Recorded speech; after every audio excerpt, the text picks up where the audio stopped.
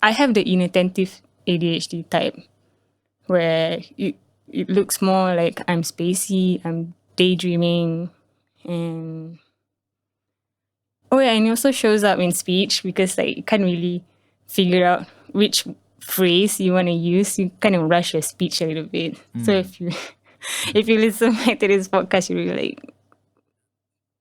you probably realize that there are some, how do you say it? It's like a traffic junction where all the lights are green. Okay. Yeah, and then it's like you're supposed to just, one phrase at a time. But it's more like I have so many phrases I want to say. And everything just wants to come out, but I only have like one outlet. Okay. Yep.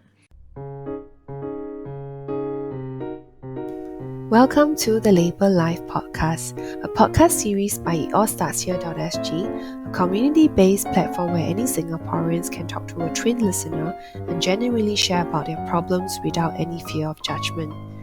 In this podcast series, hosted by one of our Hearbuds Magic Bowl, we hope to create meaningful conversations around mental health through the stories of Singaporeans, ordinary Singaporeans like you and me, but who struggled through the so-called labelled life. In doing so, we hope to raise awareness of mental well-being and break down the stigma surrounding mental health. So, let's start here. Today, we have with us here Ili. Ili has a story to tell us which is close to heart. And so maybe Ili, you might want to say something about yourself. Hi, Bo, this is Ili. I'm an artist and a writer. So recently what I've been doing is I've been adapting to my life back here in Singapore because the last 5 years I've been living in Malaysia. So coming back here feels kind of strange. So maybe we are here actually to find out more about this mental health illness, right? So as I've seen inside your blog, you had some of these symptoms, or sort of you expressed you previously had this comorbid autism and ADHD. Yeah, so that is what I think I want to find out more about. Besides these symptoms, what else do you have you gone through? I would say I've gone through depression and burnout.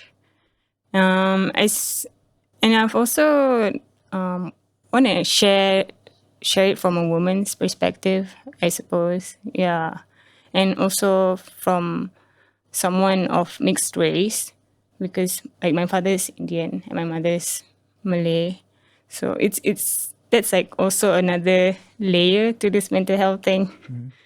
But it's quite an experience, I'd say, because I think being part of both communities, I don't really feel like I'm neither here nor there. It's kind of strange. Okay. But then also being here as a Singaporean also, it's how do I say this? One of the reasons why I went back to Malaysia is to kind of get a feel of what it's like to be, part of a majority. Okay. So it's like I thought, okay lah, should be okay if I go to Malaysia. Okay, well, I can speak the language. Okay. I think I'm kidding myself when I say that I can speak the language. Yeah, we always have, having educated in Singapore, we always have this thing about, my Melayu tak berapa fasih lah. So I guess that is the same for me as well. Yes, it's like that, I think, for a lot of us. Yeah. Okay. So you said you were an artist. What kind of work do you do as an artist, Ili? I used to do henna art. I would draw on brides' hands and feet. Those were very interesting times because, like, I get to see more of the wedding cultures, like how people celebrate their weddings and things like that. Okay. Yep. And you also said your interest or passion is in writing. So I believe you have a blog. You want to talk Yes, more about the blog? I do. Well, the blog right now, I will, I'm, give me a second. Hey, no worries. The blog right now, it's, I update it when you know, when I can. Because, okay, maybe I should break down more about this ADHD thing. Yeah. Because, part of the struggles of having ADHD is having a lot of interests. Okay. So as you're aware, I like to do art, and then I like to write. I also like to take photographs and be outdoors. It's really like there's just a lot of hobbies, and yeah, it's hard to maintain too many things, you know. And especially even being yourself is a hobby in a way. Okay, so what I hear is being ADHD, it's like you have a lot of things that you like to do. So, but you are not able to sort of maintain all the different hobbies. Like in a way, you can say that I'm consistently inconsistent. Okay, all right. But it's not that you know, I how do I explain this? Oh yeah, it's really like the dopamine. The brain is always looking for dopamine.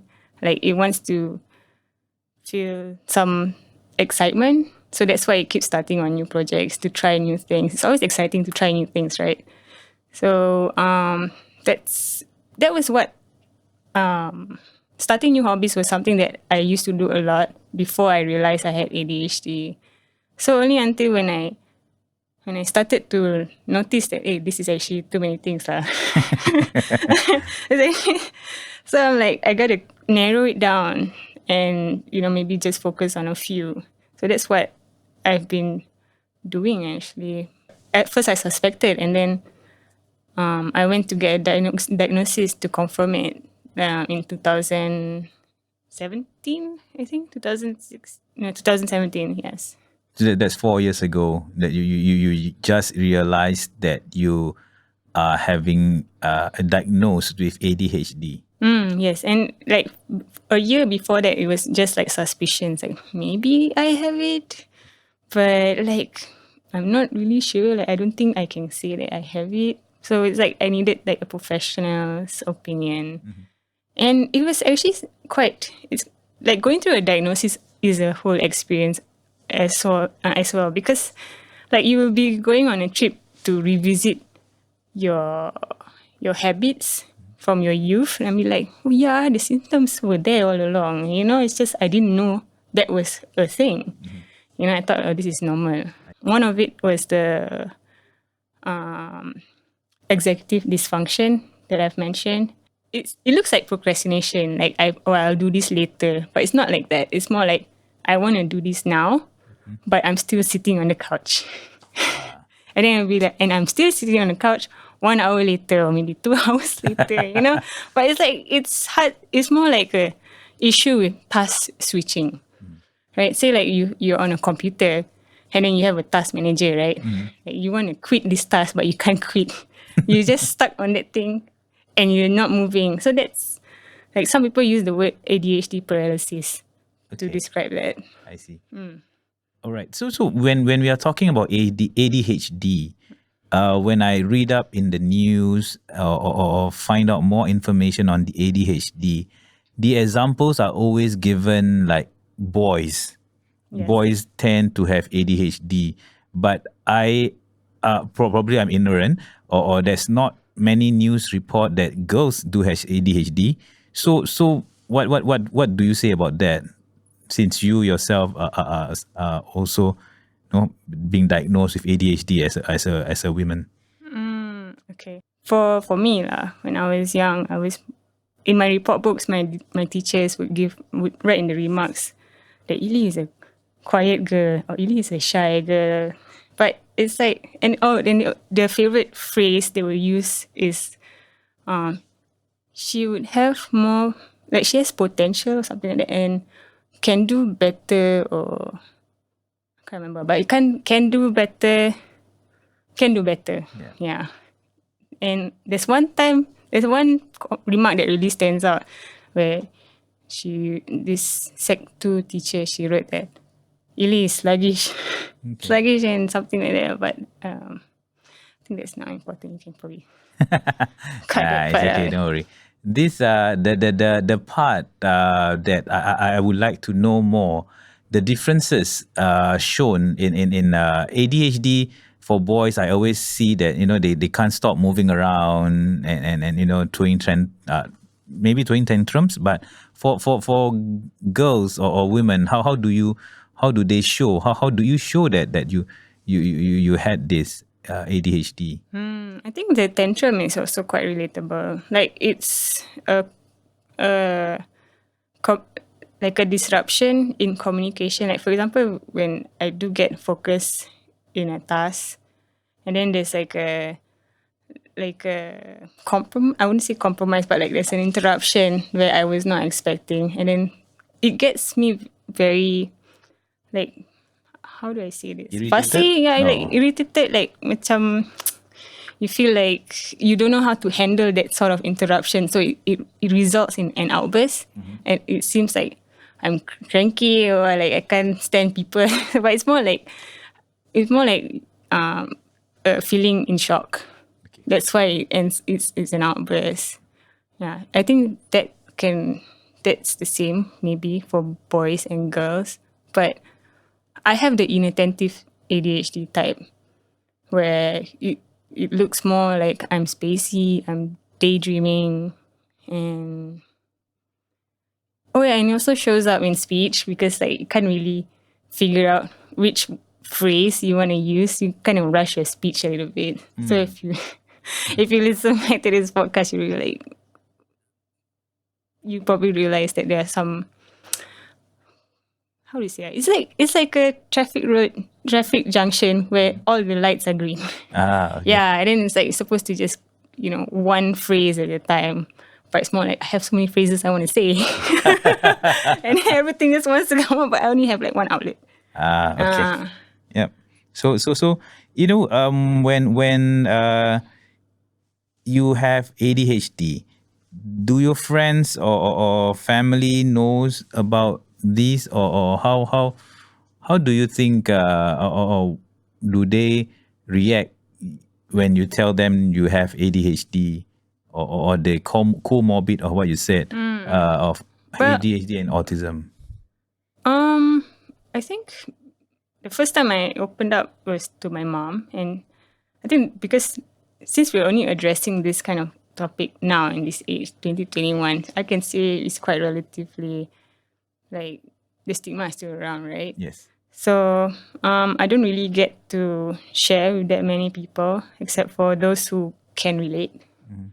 Yeah. I don't know, it really boils down to, you have to feel comfortable with yourself that this is how you're made. Like you're made this way, your brain is wired this way.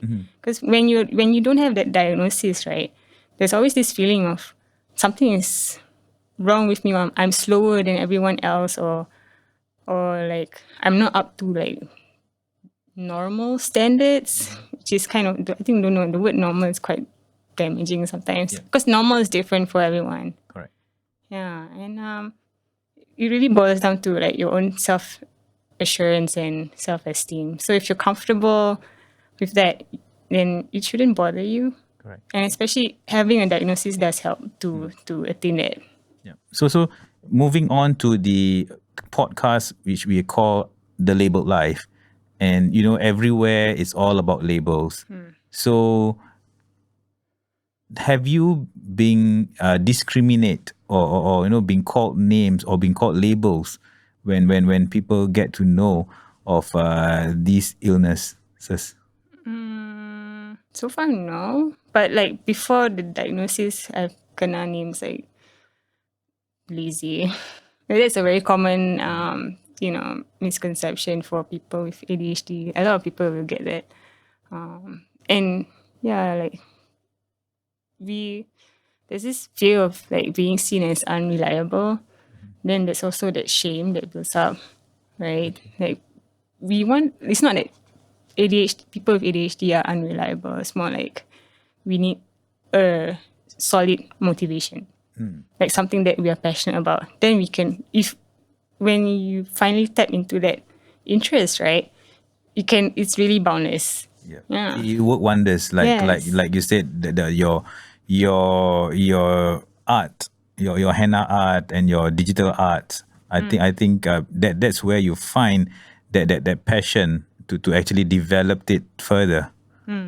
So okay, so maybe what has been the most difficult part with having ADHD beside the name calling? This one. Well, there's a lot because it's really the disorganization, like the ability to perceive time is one of the struggles because sometimes I actually wrote a book also. Wow. Yeah, it's on Amazon. Where I talk a little bit about ADHD and time perception. So, and also about the drumming. Drumming. What was the title of the book? It's called "Let Go of Your Phone." Let go of your phone. Yes. Wow, nice. Yes, because when you're stuck in ADHD paralysis, typically you'll be on your phone lah. Or it's either your phone, your screen, or whatever device that's your favorite device lah. Your tablet or whatever. So meaning when you wrote that book, the purpose is actually to get away from the screen, from the screen time. Is to understand why you tend to get stuck on your phone. This is for if you are unaware whether you have ADHD or not. And then, I think in chapter 4, I touch on a bit of drumming because drumming is a very time-keeping instrument, right? So I was struggling with managing my time. Okay. It was like, it feels like I'm in a limbo sometimes, back then, before I took up drumming. Then after I went for a few classes, I realized, my issue is not with starting things, but with finishing. So I noticed that when I was learning. So drumming is another outlet which you feel is able to sort of slow or sort of keep up with time. Yes.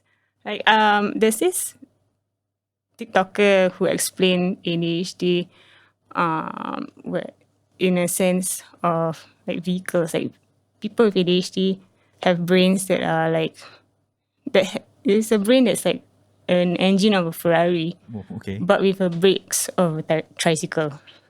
Ah. So imagine being able to go that fast, but you can't stop. Yeah, so that is another way to describe the ADHD executive dysfunction. Okay.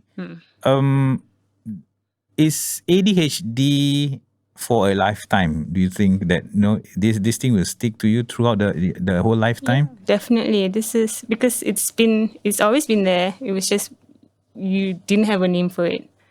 You didn't understand what it was, and when you don't know what it is, it'll tend to build up the anxiety and the sense of shame as well, because you worry about whether will I actually show up for this thing on the day itself, or So I was lucky that you came.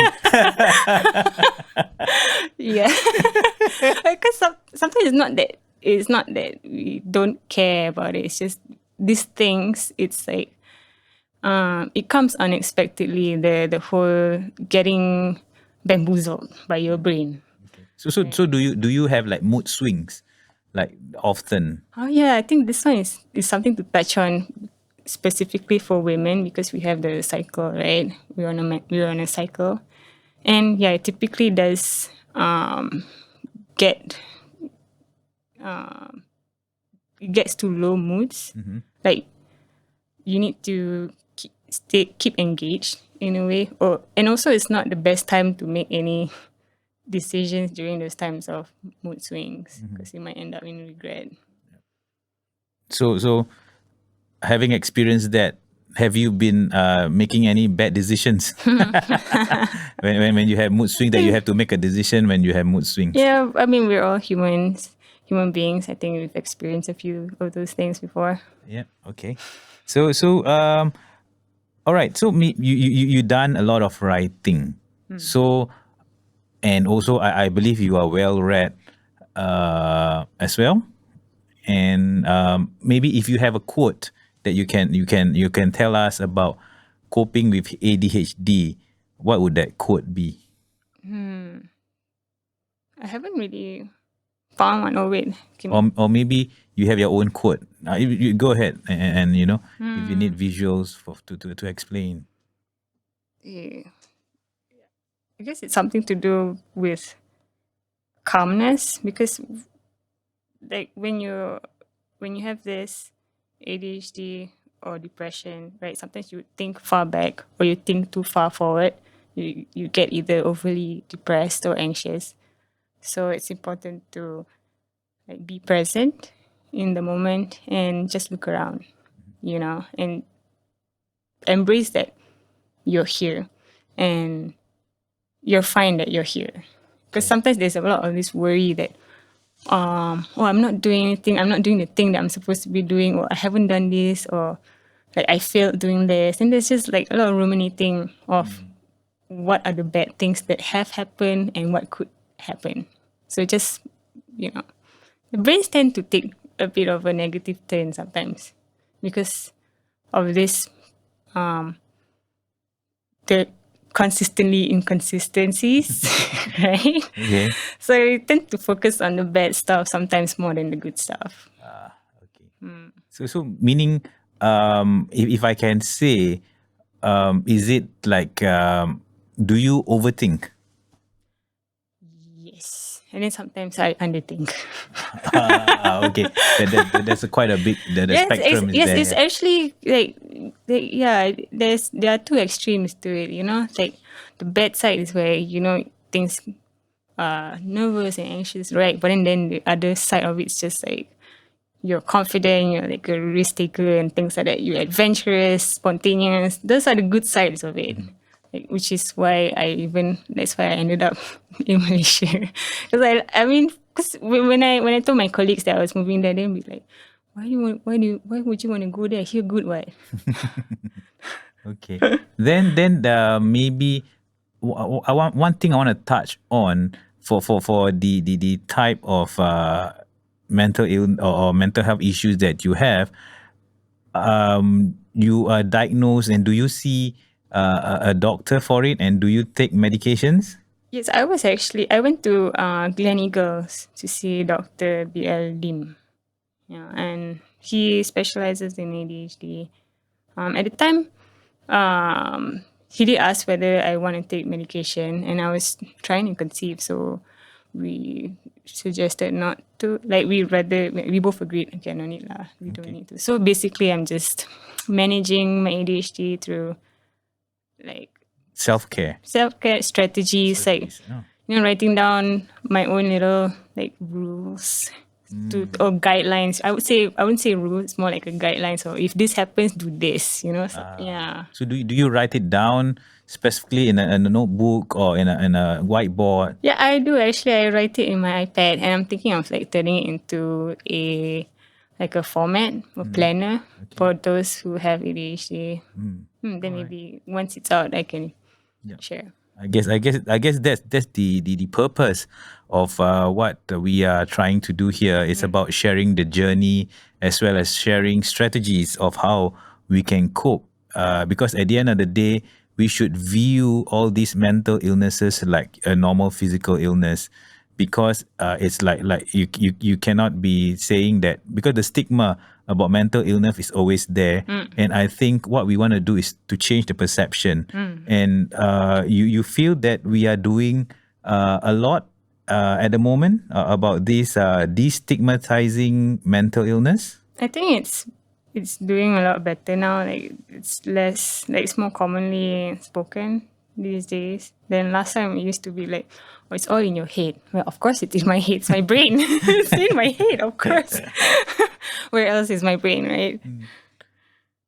So okay, so maybe probably a last question for you. Do you have any words of advice for men, women who are struggling with mental illness? I think when you're struggling with mental illness, the first thing that you tend to feel is really shame. Like you feel like there's no one I can talk to, or like, oh, I don't want to open up to this person because later they'll think I'm so and so or whatever, right? Like, I'm crazy, but like don't try not to look at it that way, but just understand that we're all human and we're all going through things that we don't understand, and sometimes you can't figure it out by yourself. It's good to actually talk to someone and also practice some vulnerability. And it's always good to pick someone that you know you can be safe to express. Because there are some, sometimes it's not safe to express to certain people. So you need to find your people to talk to. Okay. So, Find your safe space. Safe space, and I guess support is also important. Yeah. Yes. Okay. Like what I believe what you have done is also to speak to a doctor, because when you are speaking to someone, a professional, then you'll be able to sort of understand the kind of illness that you have and to probably research further so that you know exactly what are the things that you should do. Am I right? Yes. And I personally I prefer to find someone of like a similar cultural background, because we know the insides of what the culture is like. For example, like, stereotypes and the way, class and stuff like that, right? Okay. It does, these intricate things do play a part in how we perceive life. So I always try to find someone who has that understanding. Okay. So, yep.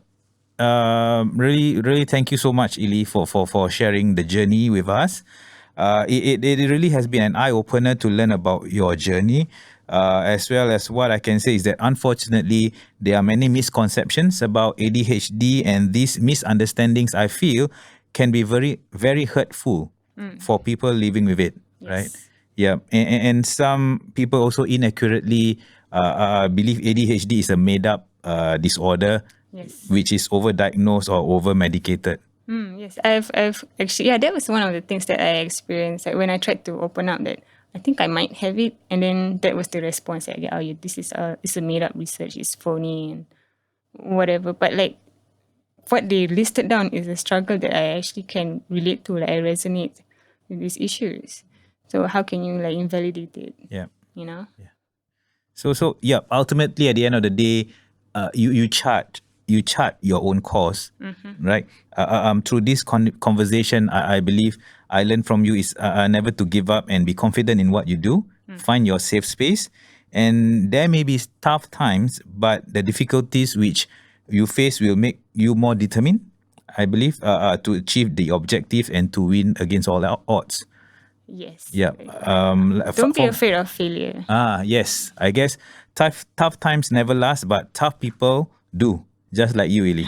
Thank you. Yeah. So guys, I really hope the sharing by Ili will help more people out there. And the truth is, there are many people living in silence about their mental health. And like any medical issue, it's an individual right to only disclose what they feel comfortable discussing. But opening up about mental health disorders is the most effective way, I guess, and of to fight the stigma around it. And to more people who share their experience, the more other people will understand what these illnesses are, and to be more acceptance, to be more accepted when people hear about these mental health issues, right? So, any last words, Ili? Well, if you feel like you've lost faith, then you can at least believe in yourself. Like, believe in yourself. It's actually very powerful. All right. So really, thank you so much, Ili.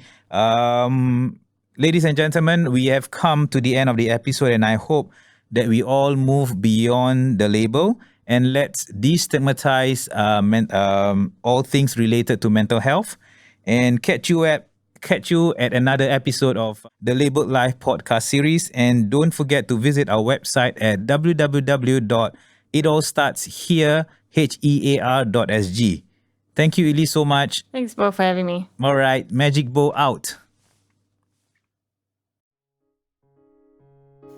Thank you for listening to this episode of the Labeled Life podcast, a podcast by itallstartshere.sg. You can follow itallstartshere.sg on our Instagram and Facebook. And remember, our earbuds are always here for you if you need a listening ear.